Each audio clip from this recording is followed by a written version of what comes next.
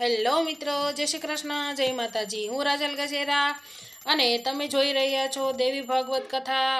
આજે અધ્યાય 5મો। શું તમને ખબર છે દક્ષ પ્રજાપતિને કેટલી પુત્રીઓ હતી અને એ પુત્રીઓના લગ્ન કોની સાથે થયા? ચાલો જાણીએ આજના પ્રસંગમાં। મૈથુનની સૃષ્ટિ થયા પછી દક્ષ પ્રજાપતિએ સૃષ્ટિ વિસ્તાર માટે અનેક પુત્રીઓ ઉત્પન્ન કરી। શાસ્ત્રોમાં વર્ણન આવે છે કે દક્ષને કુલ 60 પુત્રીઓ હતી। આ પુત્રીઓના વિવાહ દ્વારા સૃષ્ટિનો વિસ્તાર થયો। તેમાંથી 13 પુત્રીઓ ઋષિ કશ્યપને આપી।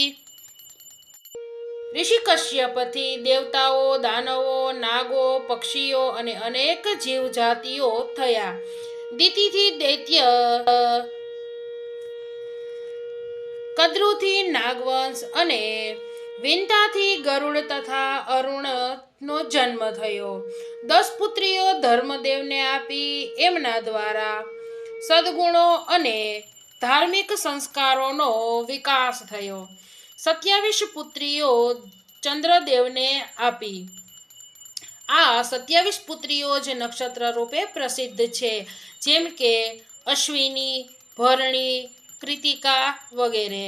બાકી પુત્રીઓ ભૃગુ, અરિષ્ટનેમિ, અંગિરા અને અન્ય ઋષિઓને આપવામાં આવી।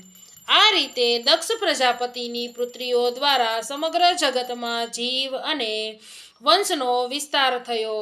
મિત્રો, તમને મારી કથા પસંદ આવતી હોય તો લાઈક કરો, શેર કરો, ચેનલને સબસ્ક્રાઈબ કરો। રાજલ ગજેરા ચેનલ છે।